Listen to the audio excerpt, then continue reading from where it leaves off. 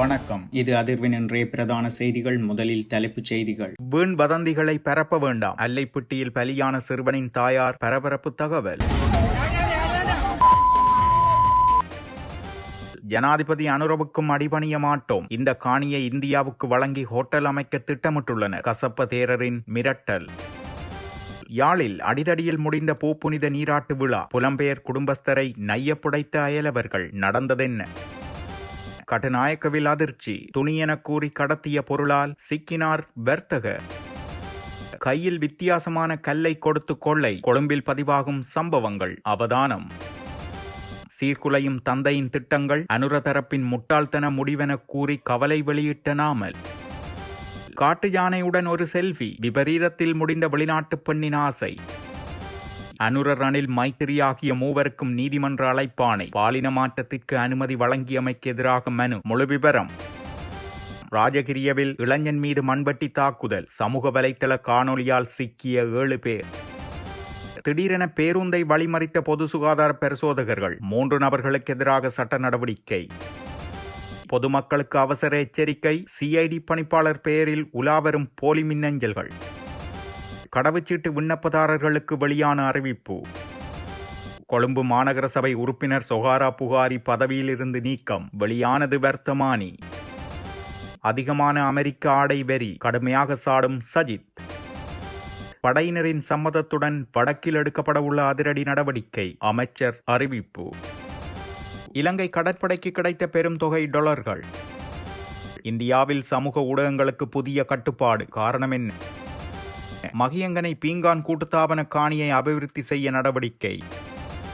எமது பிள்ளையை பற்றிய தவறான செய்திகளை பரப்புவதால் பிள்ளையை இழந்து வாழும் எங்களுக்கு அந்த செய்திகள் மிகுந்த மனவருத்தத்தை ஏற்படுத்துகிறதென அல்லைப்பிட்டி துப்பாக்கிச் சூட்டு சம்பவத்தில் உயிரிழந்த சிறுவனின் பெற்றோர் தெரிவித்துள்ளனர். அது தொடர்பில் அவர்கள் மேலும் தெரிவிக்கையில், வவுனியாவில் உள்ள ஒருவரிடம் சம்பவ தினம் நடந்த அன்று அந்த ஹயஸ் வாகனத்தை வாங்கியிருந்தோம். அன்று இரவுதான் வேலணைக்கு செல்லும் போது உயிரிழந்த சிறுவனின் சிறிய தந்தையை வாகனத்தை செலுத்தி சென்றார். ஆள் நடமாட்டமற்ற வீதியில் வாகனத்தை தான் செலுத்தப் போவதாக கேட்டதால் வாகனத்தை கொடுத்துள்ளார். போலீசார் மறித்த போது நிற்காமல் ஓடியது மாத்திரமே அவன் செய்த தவறு. அதற்காக அவன் மீது துப்பாக்கி பிரயோகம் மேற்கொண்டு அவன் உயிரிழந்து விட்டார். ஆனால் சில ஊடகங்கள் அவன் தொடர்பில் தவறான தகவல்களை பரப்பி வருகின்றனர். எமது காணி எல்லையில் நின்ற வேப்ப மரத்தை அயலவர் வெட்டியுள்ளார். அந்த மரத்தின் விறகுகளில் பாதியை எமக்கு அவர் தந்திருக்க வேண்டும். அதனை அவர் தரவில்லை. அந்த கோபத்தில் மகன் சில விறகுகளை தூக்கி எமது காணிக்குள் போட்டுள்ளார். இது தொடர்பில் அந்த காணி உரிமையாளர் வட்டுக்கோட்டை போலீஸ் நிலையத்தில் முறைப்பாடும் செய்திருந்தார். அதன் பிரகாரம் மகனை அழைத்து விசாரித்தார்கள். அது மாத்திரமே அவனுக்கு எதிரான போலீஸ் முறைப்பாடு. இது நடந்து கூட சில வருடங்கள் ஆகிவிட்டன. தற்போது மகன் தொடர்பில் ஊடகங்களில் வந்த செய்திகள் தொடர்பில் வட்டுக்கோட்டை போலீசாரிடம் விசாரித்துள்ளோம். அந்த ஒரு முறைப்பாட்டை தவிர வேற எந்த முறைப்பாடும் மகன் மீது இல்லை என தெரிவித்துள்ளனர். ஊடகங்களில் வெளிவரும் செய்திகள் தொடர்பில் நாம் சொன்னபோது ஊடகங்களில் வரும் செய்திகளுக்கு நாம் என்ன செய்ய முடியும் என எம்மிடம் போலீசார் திருப்பி கேட்கின்றனர். மகனை இழந்து வாழும் எங்களுக்கு மகன் தொடர்பில் வெளிவரும் செய்திகள் மிகவும் வேதனை அளிக்கிறதென அவர்கள் விசனம் தெரிவித்துள்ளனர். இதேவேளை கருத்து தெரிவித்த தாயார், போலீசார் காட்டிய இடத்திலேயே புதைகுழி வெட்டி எனது மகனின் சடலத்தை புதைத்துள்ளோம். அந்த இடத்தில் கிடங்கு வெட்டிய வேளை தண்ணீர் வந்துள்ளது. ஆயினும் அந்த இடத்திலேயே புதைத்துள்ளோம். எனது மகன் மீது துப்பாக்கிச் சூடு மேற்கொண்டது 1:30 என்று சொல்லப்படுகிறது. ஆனால் 5:30 மணிக்கே அவரது சடலம் வைத்தியசாலைக்கு கொண்டு செல்லப்பட்டுள்ளது. ஓரிடத்தில் வைத்து துப்பாக்கிச் சூடு நடத்தப்பட்டது. ஆனால் வேறொரு இடத்திற்கு சடலம் இழுத்து செல்லப்பட்டு போடப்பட்டுள்ளது. எனது மகனோடு சென்ற இருவர் கைது செய்யப்பட்ட நிலையில் அவர்களை சித்திரவதை செய்துள்ளார்கள். அவர்களின் உடற்பகுதிகளில் அடிகாயங்கள் உள்ளன. கஞ்சா வழக்கு மற்றும் வேறு வழக்குகள் அவர்கள் மீது பதிவு செய்ய போவதாக மிரட்டியதாகவும் அவர்கள் கூறியுள்ளனர். முதல் சூட்டிலேயே அவர் மயங்கியதாக கூட இருந்தவர்கள் கூறுகின்றனர். அதன் பின்னரே ஏனைய துப்பாக்கிச் சூடுகள் இடம்பெற்றுள்ளன. இது திட்டமிட்ட கொலை. எனவே இதற்கு ஒரு சரியான முடிவெடுத்து எனது பிள்ளையை கொலை செய்தவர்களுக்கு தண்டனை வழங்க வேண்டும் என அவர் தெரிவித்துள்ளார்.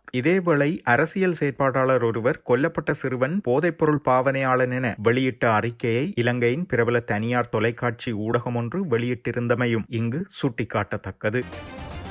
இந்தியாவின் பலாத்காரங்கள் ஜனாதிபதி அனுர ஊடாக வந்தாலும் நாம் பயம் கொள்ளப் போவதில்லை. பயங்கரவாத யுத்தத்தை வெற்றி கொண்ட ராணுவ வீரர்களின் பிராண வாயுவை சுவாசிக்கும் எங்களை யாராலும் அச்சுறுத்த முடியாதென பலங்கொடை கசப்ப தேரர் தெரிவித்துள்ளார். தொடர்ந்தும் கூறிய அவர், ஜனாதிபதி என்பவர் நாட்டின் தற்காலிக பாதுகாவலர். அவருக்கு தெரிய வேண்டும் இந்த சிங்கள பௌத்த ராச்சியத்தை எதிர்கால தலைமுறைக்கு பாதுகாத்து வழங்க வேண்டும் என. ஆனால் அரசியலமைப்பு சட்டத்தை மீறி பௌத்த பிக்குகள் தாக்கப்பட்டுள்ளனர். சிங்கள பௌத்த விரோத துரோகிகளான இந்த ஆட்சியாளர்களால் நாம் 29 40 நாட்கள் சிறையில் அடைக்கப்பட்டிருந்தோம். டில்வின் சில்வாவுக்கு இந்த கதை தெரியும். தொலைபேசி அழைப்பொன்றை எடுத்து இதை இப்படி தீர்த்து கொள்வோம் எனவும் அவர் கலந்துரையாடியுள்ளார். ஆனால் நாங்கள் போராட்டத்தை காட்டிக் கொடுக்கவில்லை. ஜனாதிபதி அனுரகுமார் திசாநாயக்க இந்தியாவுடன் 7 ஒப்பந்தங்களில் கைச்சாத்திட்டுள்ளார். இந்தியாவின் போர்ட் சிட்டி ஒன்றை அமைக்கவே ஜனாதிபதி அனுர முயற்சிக்கிறார். அமைச்சர் சுனில் வட்டகல கடித தலைப்பொன்றை எடுத்துக்கொண்டு ஜனாதிபதி செயலகத்திற்கு வருமாறு குறிப்பிட்டார். ஏனென்றால் இந்த காணியை இந்தியாவுக்கு வழங்கி அதில் ஹோட்டல் ஒன்றை அமைக்கவே திட்டமிட்டுள்ளனர் என கசப்ப தேரர் தெரிவித்துள்ளார்.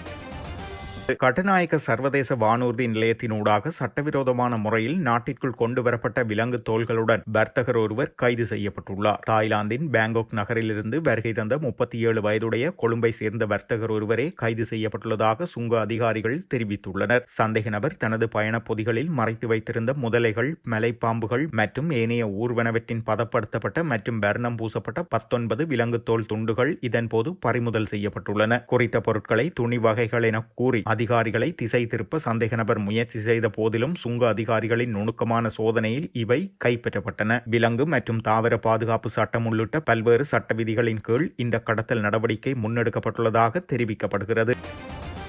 யாழ்ப்பாணத்தில் நேற்று நடந்த பூப்புனித நீராட்டு விழா பெரும் அடிதடியில் முடிந்துள்ளதாக கூறப்படுகிறது. சம்பவத்தில் புலம்பெயர் குடும்பஸ்தர் மற்றும் அவரது பெறாமகன் ஆகியோரும் வேறு இருவரும் காயங்களுக்கு உள்ளான நிலையில் வைத்தியசாலைக்கு கொண்டு செல்லப்பட்டுள்ளதாக தெரிய வருகிறது. புலம்பெயர் குடும்பஸ்தரின் மனைவியின் சகோதரியின் மகளின் பூப்புனித நீராட்டு விழாவுக்கு குறித்த குடும்பஸ்தர் மனைவி பிள்ளைகளுடன் வந்து தங்கியுள்ளார். யாழில் உள்ள பிரபலமான மண்டபத்தில் பூப்புனித நீராட்டு விழா நடைபெற்றுள்ளது. விழாவுக்காக வீட்டுக்கு வந்திருந்த அயல் பகுதியை சேர்ந்த 16 வயதான சிறுமியை மண்டபத்திற்கு தோழிகளில் ஒருவராக தன்னுடன் காரில் அழைத்து செல்வதாக கூறி குடும்பஸ்தர் நிறுத்தி வைத்துள்ளார். இந்நிலையில் குத்துவிளக்கு தூக்குவதற்காக குறித்த சிறுமியை காணாது மண்டபத்தில் தேடிய சிறுமியின் நெருங்கிய உறவினர் சிறுமியை தேடி வீட்டிற்கு சென்றபோது சிறுமியுடன் குடும்பஸ்தர் அறையொன்றிற்குள் இருப்பதை அவதானித்து உறவினர்களுக்கு தகவல் தெரிவித்துள்ளார். இதனை அடுத்து வீட்டுக்கு விரைந்து சென்ற அயலவர்கள் குடும்பஸ்தரை நையப்புடைத்துள்ளதாக தெரிய வருகிறது. தாக்குதலில் காயமடைந்தவர்கள் உறவினர்கள் மூலம் வைத்தியசாலைக்கு கொண்டு செல்லப்பட்டுள்ளதாகவும் கூறப்படுகிறது.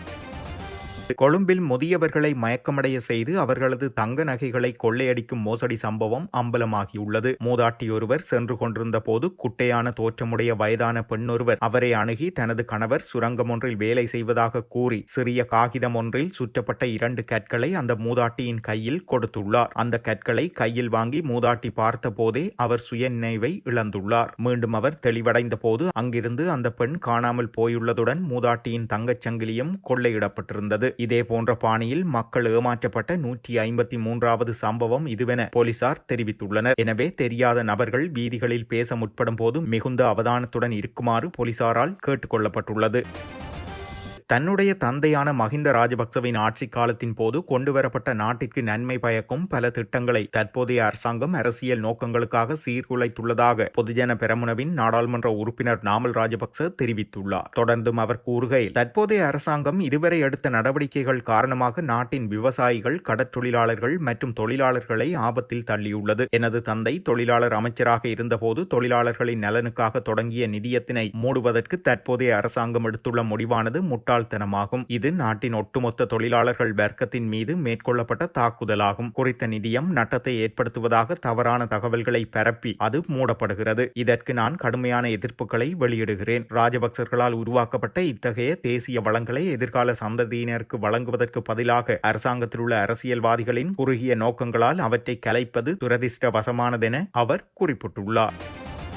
கதிர்காமம் புத்தள வீதியில் காட்டு யானையை நிழற்படம் எடுக்க முயன்ற ரஷ்ய பெண்ணொருவர் அந்த யானையின் தாக்குதலுக்கு உள்ளாகி பலத்த காயமடைந்துள்ளார். வீதியோரம் நின்ற யானையை பார்ப்பதற்காக வாகனத்திலிருந்து இறங்கிய குறித்த பெண் அந்த யானைக்கு அருகில் சென்று நிழற்படம் எடுக்க முயன்ற போது யானை அவரை தாக்கியுள்ளது. இதன்போது பலத்த காயமடைந்து கதிர்காமம் மருத்துவமனையில் அனுமதிக்கப்பட்ட அவர் மேலதிக சிகிச்சைக்காக அம்பாந்தோட்டை பொது மருத்துவமனைக்கு மாற்றப்பட்டுள்ளார். புத்தள கதிர்காமம் வீதி யாழ தேசிய பூங்காவிற்கு அருகாமையில் அமைந்துள்ளதால் அங்கு அடிக்கடி யானைகள் நடமாடுகின்றன. இதன் காரணமாக குறித்த பாதையில் பயணிப்போர் வாகனத்தை விட்டு இறங்க வேண்டாம் என்றும் யானையை கண்டால் எந்த காரணம் கொண்டும் வாகனத்தை விட்டு வெளியே வரக்கூடாதென்றும் அதிகாரிகள் வலியுறுத்தியுள்ளனர். அத்துடன் அவற்றிற்கு உணவு வழங்க வேண்டாம் என்றும் யானைகளுக்கு உணவளிப்பது சட்டப்படி குற்றமாகும் என்றும் தெரிவித்துள்ளனர். அதே நேரம் யானையை கண்டவுடன் சத்தம் எழுப்புவதையோ அல்லது அதிக வெளிச்சம் தரும் கேமராக்களை பயன்படுத்துவதையோ தவிர்க்க வேண்டும் என்றும் வனத்துறை அதிகாரிகள் கோரியிருந்தமை குறிப்பிடத்தக்கது. மருத்துவ அறுவை சிகிச்சைகள் மூலம் ஒரு நபர் தனது விருப்பத்திற்கு ஏற்ற பாலினத்தை மாற்றிக்கொள்வதற்கு அனுமதி அளித்து அரசாங்கம் வெளியிட்டுள்ள சட்ட விதிகளுக்கு எதிராக தாக்கல் செய்யப்பட்ட அடிப்படை உரிமை மனுவை விசாரணைக்கு எடுத்துக்கொள்ள உயர் நீதிமன்றம் தீர்மானித்துள்ளது. அதன்படி இது தொடர்பான விடயங்களில் விளக்கமளிக்குமாறு கோரி முன்னாள் மற்றும் தற்போதைய நாட்டு தலைவர்கள் உள்ளிட்ட தரப்பினருக்கு நோட்டீஸ் அனுப்புமாறு நீதிமன்றம் உத்தரவிட்டுள்ளது. ஸ்ரீலங்கா விமானப்படையின் ஓய்வு பெற்ற அதிகாரியான சாந்த ஜெயதிலக என்பவரால் இந்த மனு தாக்கல் செய்யப்பட்டிருந்தது. பிரீதி பத்மன் சூரசேன, சிரான் குணரத்ன மற்றும் அச்சல வெங்கப்புலி ஆகிய மூவரடங்கிய நீதியரசர்கள் குழாம் முன்னிலையில் இந்த விடயங்கள் பரிசீலிக்கப்பட்டதோடு எதிர்வரும் ஜூலை மாதம் 20 இம்மனுவை மீண்டும் அழைப்பதற்கு தீர்மானிக்கப்பட்டுள்ளது. பிறப்பால் அமையும் உயிரியல் காரணங்களை புறக்கணித்து வெறும் தனிப்பட்ட விருப்பத்தின் அடிப்படையில் மாத்திரம் பாலினத்தை மாற்றுவதற்கு இந்நாட்டு சட்டத்தில் இடமில்லை என்று மனுதாரர் சுட்டிக்காட்டியுள்ளார். 2016 ஆண்டு சுகாதார பிரிவினர் வெளியிட்ட அறிவுறுத்தல் கோவையின் அடிப்படையில் அறுவை சிகிச்சை மூலம் பாலினத்தை மாற்றிக் கொண்டவர்களுக்கு புதிய பிறப்புச் சான்றிதழ்கள் மற்றும் அடையாள அட்டைகளை வழங்குவது சட்டவிரோதமானது என அவர் குற்றம் சுமத்தியுள்ளார். இவ்வாறான பாலின மாற்றங்களுக்கு அரசாங்கம் அனுசரணை வழங்குவதன் மூலம் சட்டத்தால் அங்கீகரிக்கப்படாத ஓரினச் சேர்க்கை திருமணங்கள் மறைமுகமாக வழிவகுக்கப்படுவதாகவும் மக்கள் தீர்ப்பொன்று இன்றி இவ்வாறான தீர்மானமிக்க மாற்றங்களை செய்வது சட்டவிரோதமானது என இதற்கு முன்னர் நீதிமன்றம் வழங்கிய தீர்ப்பொன்றையும் அவர் மேற்கோள் காட்டியுள்ளார். கடந்த கால மற்றும் தற்போதைய அரசாங்கங்களினால் நடைமுறைப்படுத்தப்பட்ட இந்த வேலை திட்டங்களின் ஊடாக அடிப்படை மனித உரிமைகள் மீறப்பட்டுள்ளதாக அறிவிக்குமாறு மனுதாரர் கோரியுள்ளார். எனவே பாலின அடையாளத்தை மாற்றுவதற்கு வசதிகளை வழங்கும் அனைத்து சுற்றறிக்கைகள் மற்றும் அரச கொள்கைகளை செல்லுபடியற்றதாக்குமாறு அவர் உயர் நீதிமன்றம் கோரிக்கை விடுத்துள்ளார். இந்த வழக்கின் பிரதிவாதிகளாக முன்னாள் ஜனாதிபதிகளான மைத்ரிபால சிறிசேன, ரணில் விக்ரமசிங்க, தற்போதைய ஜனாதிபதி அன்ரோகுமார் திசாநாயக்க சார்பாக சட்டமா அதிபர், சுகாதார சேவைகள் பணிப்பாளர் நாயகம் மற்றும் மகளிர் விவகார அமைச்சர் ஆகியோர் பெயரிடப்பட்டுள்ளனர். கொழும்பின் புறநகர் பகுதியான ராஜகிரியவில் இளைஞன் ஒருவரை மண்வெட்டியால் தாக்கிய சம்பவம் தொடர்பில் 7 பேர் கைது செய்யப்பட்டுள்ளனர். சமூக ஊடகங்களில் பகிரப்பட்ட காணொலிகளை ஆதாரமாக கொண்டு இந்த கைது நடவடிக்கை முன்னெடுக்கப்பட்டுள்ளதாக காவல்துறையினர் தெரிவித்துள்ளனர். சம்பவம் தொடர்பில் வெலிகடை காவல் நிலையத்தில் கடந்த 9 முறைப்பாடு செய்யப்பட்டுள்ளது. அதன்படி மேற்கொள்ளப்பட்ட விசாரணைகளில் குறித்த சம்பவம் சுமார் 2 மாதங்களுக்கு முன்னர் நடைபெற்றுள்ளமை கண்டறியப்பட்டுள்ளது. சம்பவம் தொடர்பில் கைது செய்யப்பட்டவர்கள் 15 முதல் 24 வயதுக்குட்பட்டவர்கள் என காவல்துறையினர் தெரிவித்துள்ளனர். குற்றப்புலனாய்வு திணைக்களத்தின் பணிப்பாளரின் பெயரை பயன்படுத்தி திட்டமிட்ட குழு ஒன்று போலி மின்னஞ்சல்களை அனுப்பி வருவதாக இலங்கை காவல்துறை பொதுமக்களுக்கு எச்சரிக்கை விடுத்துள்ளனர். குற்றப்புலனாய்வு திணைக்களத்தின் பணிப்பாளர் ஷானி அபேசேகரவின் பெயரை பயன்படுத்தி மிகவும் தந்திரமான முறையில் இந்த மின்னஞ்சல்கள் தயாரிக்கப்பட்டுள்ளன. பொதுமக்களை ஏமாற்றி பணத்தை சூறையாடுவது அல்லது அவர்களின் தனிப்பட்ட தகவல்களை திருடுவதுமே இந்த மோசடியின் முக்கிய நோக்கம் என காவல்துறையினர் சந்தேகிக்கின்றனர். திரையில் காட்டப்படும் மின்னஞ்சல் முகவரியிலிருந்து வரும் செய்திகள் குறித்து பொதுமக்கள் அவதானமாக இருக்குமாறு கேட்டுக் கொள்ளப்படுகின்றனர். இந்த மின்னஞ்சல் முகவரிகள் எவையும் குற்றப்புலனாய்வு திணைக்களத்திற்கு சொந்தமானவை அல்ல என்பதை காவல்துறையினர் உறுதிப்படுத்தியுள்ளனர். குடிவரவு மற்றும் குடியகல்வு திணைக்களத்தின் பத்திரமுலையில் உள்ள பிரதான அலுவலகம் மற்றும் ஏனைய அலுவலகங்களுக்கு சேவை பெறுவதற்காக இன்று வருகை தருவதை தவிர்க்குமாறு திணைக்களம் அறிவித்துள்ளது. பொதுமக்கள் பாதுகாப்பு அமைச்சு இந்த அவசர அறிவிப்பை வெளியிட்டுள்ளது. குடிவரவு மற்றும் குடியகல்வு திணைக்களத்தின் கணனி அமைப்பில் ஏற்பட்டுள்ள கோளாறு இன்னும் சீர் செய்யப்படாமையினால் பொதுமக்கள் இந்த அறிவுறுத்தலை பின்பற்றுமாறு கோரப்பட்டுள்ளனர். மேலும் சாதாரண சேவைகள் எதிர்வரும் 16/2/2026 திங்கட்கிழமை மீண்டும் ஆரம்பமாகும் என்றும் தெரிவிக்கப்பட்டுள்ளது. இந்நிலையில் நேற்றைய தினம் வருகை தந்த விண்ணப்பதாரர்களுக்கு திங்கட்கிழமை சேவைகளை பெற்றுக்கொள்வதில் முன்னுரிமை வழங்கப்படும் எனவும் பொதுமக்கள் பாதுகாப்பு அமைச்சு குறிப்பிட்டுள்ளது. ஸ்ரீலங்கா முஸ்லிம் காங்கிரஸ் கட்சியின் தீர்மானத்திற்கு மாறாக செயற்பட்ட கொழும்பு மாநகர சபை உறுப்பினர் சொஹாரா புகாரி அந்த பதவியிலிருந்து உத்தியோகபூர்வமாக நீக்கப்பட்டுள்ளார். கொழும்பு மாநகர சபையின் வரவு செலவு திட்ட வாக்கெடுப்பின் போது கட்சியின் நேரடி அறிவுறுத்தல்களை மீறி சொஹாரா புகாரி செயற்பட்டதாக குற்றம் சாட்டப்பட்டுள்ளது. குறிப்பாக அவர் தனது வாக்கை தேசிய மக்கள் சக்திக்கு ஆதரவாக வழங்கியமை கட்சிக்குள் பெரும் சர்ச்சையை ஏற்படுத்தியிருந்தது. கட்சி ஒழுக்க விதிமுறைகளை மீறியதற்காக ஸ்ரீலங்கா முஸ்லிம் காங்கிரசின் செயலாளர் நாயகமும் ஜனாதிபதி சட்டத்தரணியுமான நாடாளுமன்ற உறுப்பினர் நிசாம் காரியப்பர் ஊடாக அவர் மீது ஒழுக்காற்று நடவடிக்கைகள் எடுக்கப்பட்டிருந்தன. இதன் இறுதி முடிவாக அவர் கட்சியிலிருந்து நீக்கப்பட்டுள்ளார். சொஹாரா புகாரியின் கட்சி உறுப்புரிமை நீக்கப்பட்டதை அடுத்து அவர் மாநகர சபை உறுப்பினர் பதவியை இழந்துள்ளதாக தேர்தல் ஆணையாளர் உத்தியோகபூர்வமாக அறிவித்துள்ளார். இது தொடர்பான அறிவித்தல் தற்போது வர்த்தமானியில் வெளியிடப்பட்டு உறுதிப்படுத்தப்பட்டுள்ளது. அமெரிக்க ஆடை ஏற்றுமதியில் பிராந்தியத்தில் மிக உயர்ந்த வரி விகிதத்தை அரசாங்கம் பராமரிப்பதை எதிர்க்கட்சித் தலைவர் சஜித் பிரேமதாச விமர்சித்துள்ளார். இது இலங்கையின் தொழில்துறையை கடுமையான பாதகத்திற்கு உள்ளாக்கும் என்றும் எச்சரித்துள்ளார். பங்களாதேஷ் 19%, இந்தியா 18% வரி குறைப்பை பெற்றிருந்தாலும் இலங்கை 20% உள்ளதென்றும் ஆடைத்துறைக்கு எந்த சலுகைகளும் இல்லை என்றும் பிரேமதாச சுட்டிக்காட்டியுள்ளார். பிராந்தியத்தில் மிக உயர்ந்த வரியை வைத்திருப்பதன் தாக்கங்களை அரசாங்கம் உணரவில்லை என்றும் குறிப்பிட்டுள்ளார். வடமாகாணத்தில் படையினர் மற்றும் அரசின் கீழ் உள்ள மக்களின் காணிகளை தேவையின் அடிப்படையில் விடுவிக்க முடியும் என அமைச்சர் பிமல் ரத்நாயக்க தெரிவித்துள்ளார். படையினரின் சம்மதத்துடன் இந்த நடவடிக்கை எடுக்கப்படும் எனவும் அவர் கூறியுள்ளார். இது தொடர்பில் அவர் மேலும் தெரிவிக்கையில் 60 மாதங்கள் பணியாற்றுவதற்காக எமது அரசாங்கம் அமைக்கப்பட்டுள்ளது. கடந்த காலங்களில் அரசாங்கங்கள் வழங்கிய நிதியை விடவும் பாதிக்கப்பட்ட மக்களுக்கு எமது அரசாங்கம் அதிக நிதியை வழங்கியுள்ளது. டிட்பா சூறாவளியால் பாதிப்புற்ற மக்களுக்கும் அதிகளவான நிவாரண உதவிகள் வழங்கப்பட்டுள்ளன. எமது அரசாங்கம் பணத்தினை மீதப்படுத்திய இந்த நிதியை வழங்க முடிந்துள்ளது. வறிய மக்களின் நிலைமையை அறிந்து கொள்ளும் மனநிலையிலேயே எமது ஜனாதிபதி செயற்படுகிறார். டிட்பா புயலில் அழிவடைந்த வீடுகளுக்கு 50 லட்சம் ரூபாய் வழங்கப்படுவதை எங்களால் கூட நம்ப முடியாமல் இருந்தது. ஒரே ஒரு வீடுள்ளவர்களின் மனநிலைகளை எங்களால் புரிய முடிகிறது. இவ்வாறானவர்களின் கஷ்டங்களை வவுனியாவில் ஒரு வீடு, கொழும்பில் ஒரு வீடு மற்றும் லண்டனில் ஒரு வீடு என இருப்பவர்கள் அறிய போவதில்லை என அவர் அங்கு குறிப்பிட்டிருந்தார். வணிக கப்பல் பாதுகாப்பு குழுக்களுக்கு வசதிகளை வழங்கும் நடவடிக்கைகள் மூலம் கடந்த 4 மாதங்களில் கிட்டத்தட்ட $6 லட்சம் அந்நிய செலாவணியை ஈட்டியுள்ளதாக இலங்கை கடற்படை தெரிவித்துள்ளது. கடற்படையின் செயற்பாட்டு இயக்குநர் ஜெனரல் ரியர் அட்மிரல் ஹர்சடி சில்வா தெரிவித்துள்ளார். கடந்த ஆண்டு அக்டோபர் 3ஆம் தேதி வெளிநாட்டு தனியார் கடல்சார் பாதுகாப்பு நிறுவனங்களுடன் ஒப்பந்தங்களை செய்து கொண்டு வணிக கப்பல் பாதுகாப்பு குழுக்களுக்கு வசதிகளை வழங்கும் நடவடிக்கைகளை கடற்படை ஆரம்பித்திருந்தது. அதன்படி கடந்த 4 மாதங்களில் நடத்தப்பட்ட 323 நடவடிக்கைகள் மூலம் கடற்படை $5,98,250 அந்நிய செலாவணியை ஈட்டியுள்ளமை குறிப்பிடத்தக்கது.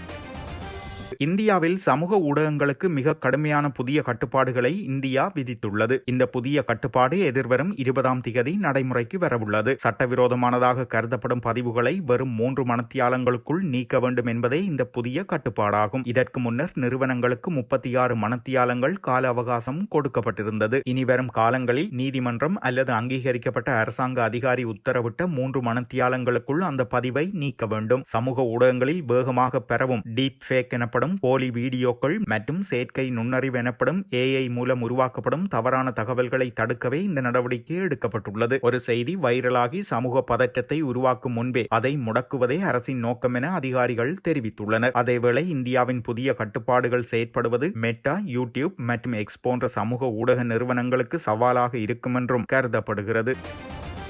மகியங்கனையில் அமைந்துள்ள இலங்கை பீங்கான் கூட்டுத்தாபனத்திற்கு சொந்தமான 96 ஏக்கர் காணியை கைத்தொழில் மற்றும் வர்த்தக நகராக அபிவிருத்தி செய்து பிரதேசத்தின் பொருளாதாரத்திற்கு தொடர்ச்சியான பங்களிப்பை வழங்க நடவடிக்கை எடுக்கப்பட்டுள்ளதாக அத்தொழிற்சாலை வளாகத்தில் நடைபெற்ற விசேட கண்காணிப்பு விஜயத்தின் பின் மகியங்கனை பிரதேச செயலகத்தில் நடைபெற்ற கலந்துரையாடலில் கைத்தொழில் மற்றும் தொழில் முயற்சியாண்மை அபிவிருத்தி அமைச்சர் சுனில் ஹந்துநெத்தி தெரிவித்துள்ளார். இப்பெறுமதி மிக்க காணிப்பரப்பை பிராந்திய பொருளாதாரத்திற்கு பயனுள்ளதாக மாற்ற நகர அபிவிருத்தி அதிகார சபையுடன் இணைந்து முறையான அபிவிருத்தி திட்டத்தை தயாரிப்பது குறித்து இங்கு கவனம் செலுத்தப்பட்டுள்ளது. இந்த அபிவிருத்தி திட்டத்தின் ஆரம்ப கட்டமாக மகியங்கனை பிரதேச மக்களின் வசதிக்காக வாரத்திற்கு ஒவ்வொரு நாளும் செயற்படுத்தப்படும் நவீன பொதுச்சந்தையை அமைப்பதற்கான கூட்டுத்தாபன காணியிலிருந்து 3 ஏக்கர் நிலப்பரப்பை ஒதுக்கவும் திட்டமிடப்பட்டுள்ளது. இத்துடன் செய்திகள் நிறைவடைகின்றன. மறக்காமல் அதிர்வு சேனலை லைக் மற்றும் சப்ஸ்கிரைப் செய்து கொள்ளுங்கள்.